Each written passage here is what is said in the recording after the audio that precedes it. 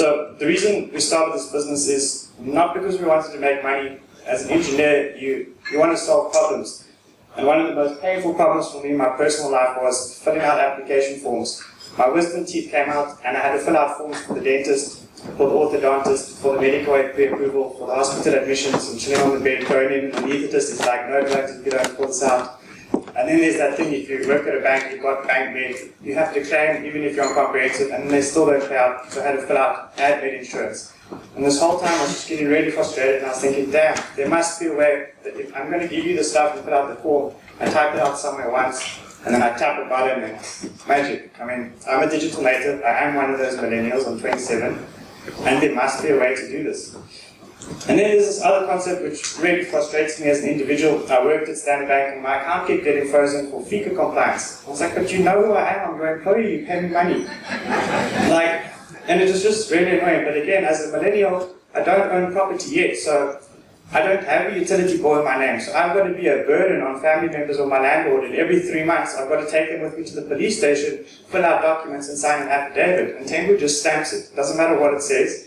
And that's not acceptable. And I was just like, there must be a way so that I'm not like a social burden on my peers. So this thing that started happening was, there's an individual, that's you and I want a bank account to self-contract, you've got to ask for, I want something. Generally what happens is say, here's an application form, and give us all these documents, and they must be valid and up to date.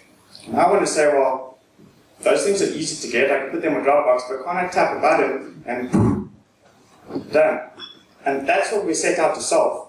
It helped that the banks started getting these big fines, and everyone only really started shitting their pants when MTN got the $5 billion fine, and they paid some of it.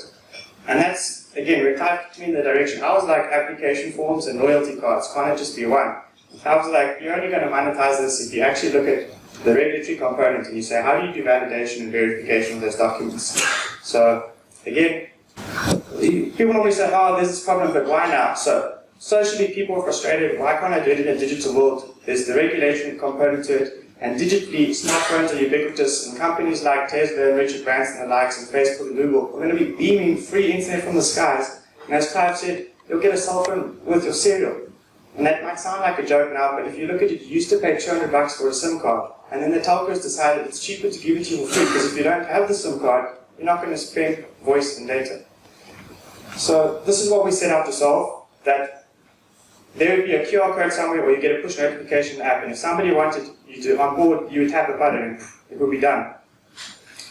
And we went in with all the banks, we did the Standard Bank incubator program, accelerator program, and they all loved the solution, but we figured out really quickly that the procurement channel was 2 to 3 years. And 2 to 3 years in a startup's life, when you're running on your personal runway, you don't have 2 to 3 years. So we kept on knocking on the doors and we kept on trying to sell our solution. And remember, the core of it, the real starting problem was, I never want to fill out a form again. And I don't know if you've ever been to a residential estate or an office park, and Cindy or Tembu says, "Shh, fill out the book." Have you guys seen this? So our secret sauce is actually ketchup, and people may say, hey, that's a joke, but everybody uses ketchup, and I wouldn't mind owning Heinz or tomato sauce company. This is our secret sauce. It was a pain point where it's a request for identity, phone number, car registration, and it needs to be validated. And so we thought, hey, this is going to be a way to get the users on the platform, and they can use it daily, so there's like local effects. The reason Facebook succeeded is first Friendster went around the whole world, everybody downloaded it, but they didn't have friends locally. Facebook said, we'll only do Harvard and then only Stanford, and you'll get localized network effects. So we built a prototype for our building with growth point and security web, and we said, hey, if we snap this QR code, you've got a digital logbook, would you like that? So at least everybody in the building would have value for it. And the best thing that happened, again, this was a mistake, there is a lot of luck in this process and hard work, but there is luck, this happened by mistake, was they said, well, what's more important to us that I've got a digital logbook with a verified guest is that somebody inside invited them, that there was intention. And this was like amazing because you basically had captive audience. You could say building policy, everyone's mandated to invite their guests for this. So now I've got what's called daily active usage for my hosts and maybe weekly active usage for the guests. And this concept of engagement is why Facebook, WeChat, Instagram, WhatsApp and the like are so successful is engagement. You're using me every single day, so then I can keep adding products and services to you. But this concept of fee or RECA, if you're like a low-risk customer, maybe you've only got to do it like every 1 or 2 years, you're going to delete it, you're not going to use it, and the information won't be valid within a 3-month period. So there's lots of players which have tried this, but they haven't solved for how is it valid within a 3-month period, and how is it the whole onboarding process, the front-end office of what I as a customer was supposed to do to give to you. Can I tap a button? So our business model looks complicated.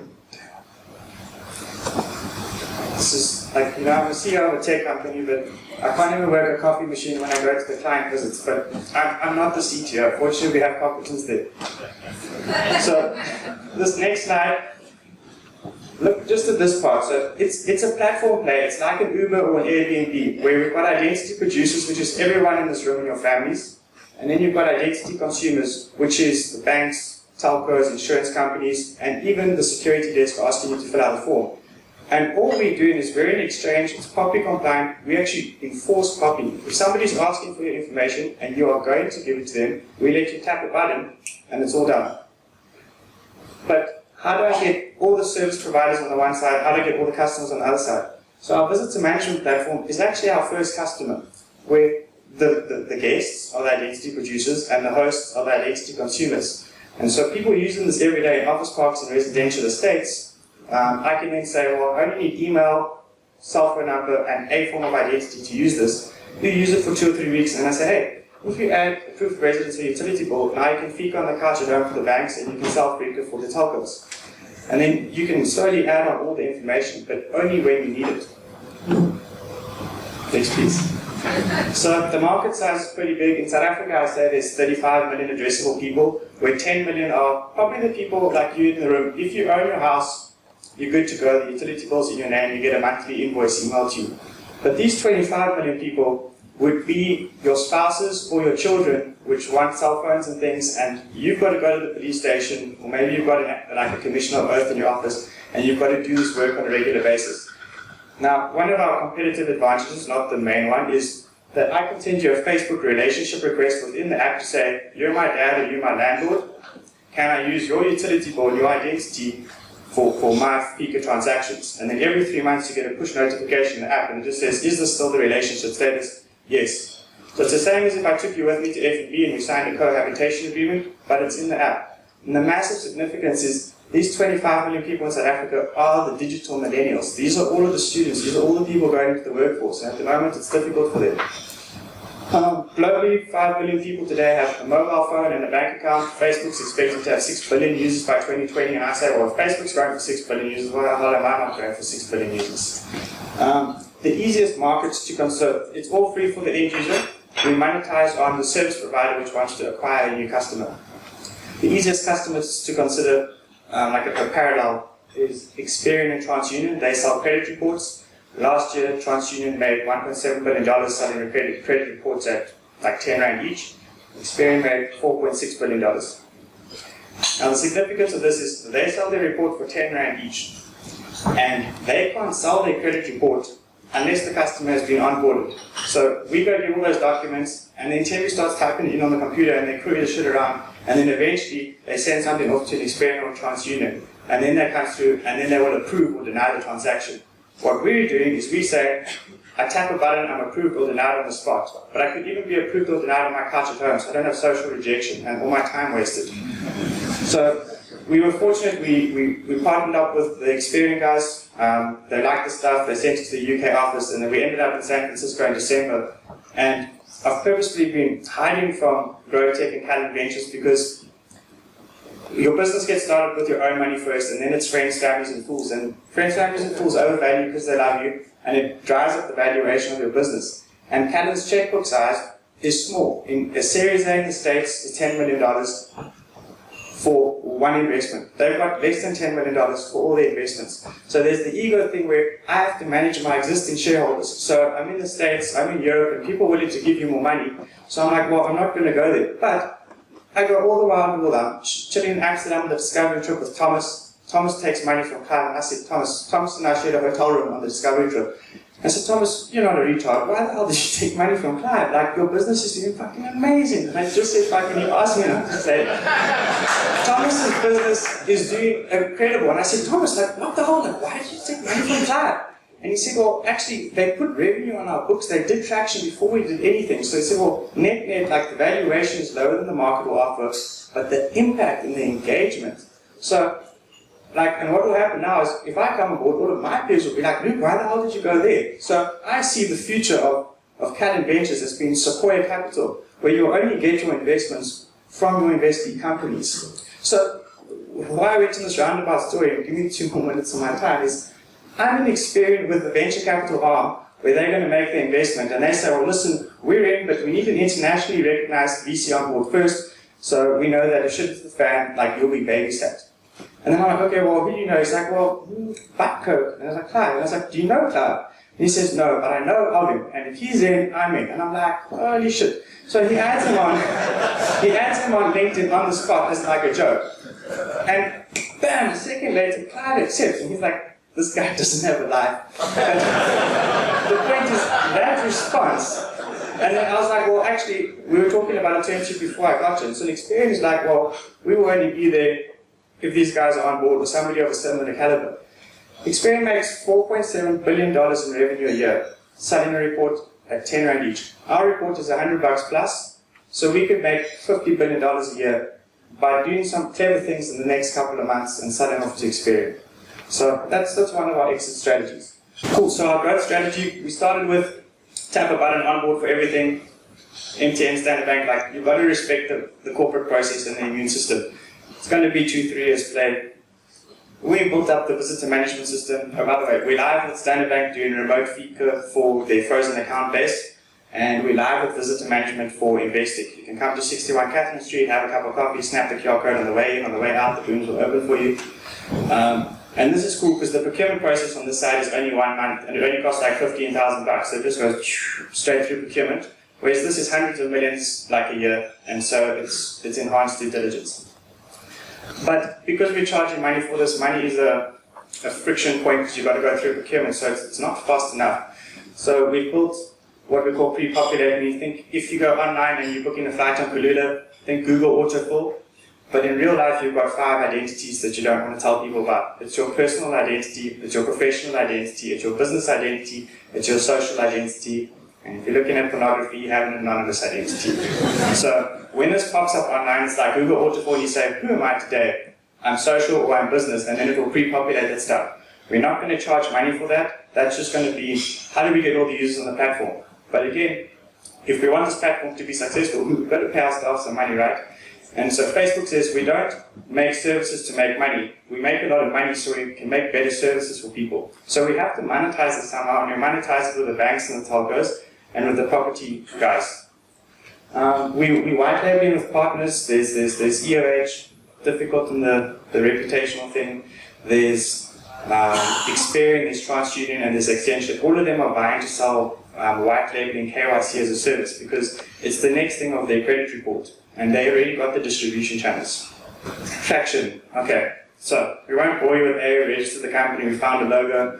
We took angel funding in September last year, that's 18 months ago. A year later, we went live with Standard Bank for remote FICA.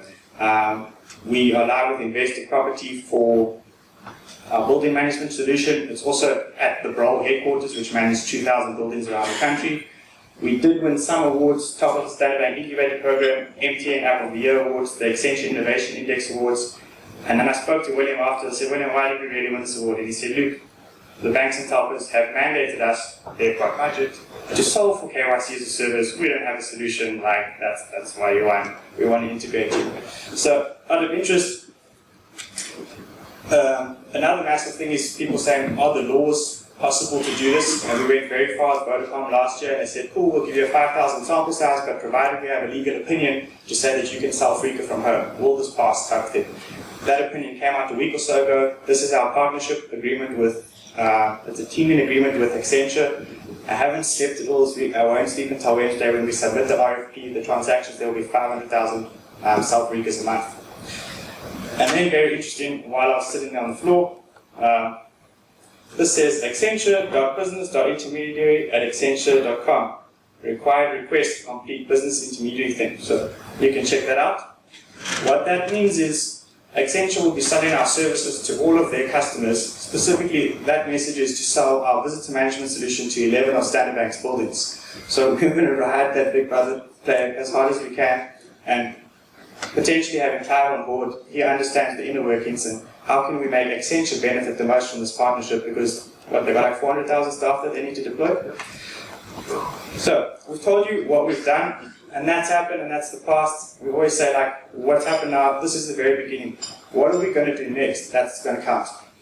Because our system is live, we can now start a social media campaign. We've got it beautified a bit, but we're going to get the guys from Tilt, which did the Richard Branson event in our offices in November, to help us out with it. We aim to be in 50 buildings by June, growth point and investing buildings, and that milestone will make sure that our revenue matches our burn rate. We're in strategic partnerships with Standard Bank. Well, I say this, the most annoying thing that can happen for me, whenever I go and sell a solution, like I'm looking for a paid invoice, and I always put the equity guy in the room, we want a strategic partnership. I'm like, no, pay an invoice, then have the equity discussion. But we're very far down the line with Standard Bank, and there's a natural fit from what we've been doing. I'm seeing the CEO of SnapScan next week to say, well, how good is that relationship? What does it look like when you're in it? Accenture's a big player, Experian is a big player. We're very far with MTN to do their post-paid base of 1 million transactions per year. But again, it will take its time, and the Vodacom RFP, that just jumped out of nowhere, and we're ready. Okay, so competition, lots of guys in the market, but they don't do the front end of what is the customer supposed to provide, and they don't have the visitor management platform which gives you daily active usage. Lots of visitor management guys in the thing, but they're not platform players. It's software as a service, which means that basically they're a little piece in our puzzle. Good artists borrow, great artists steal, and we'll just learn. Next. Yeah, so we're here to raise capital.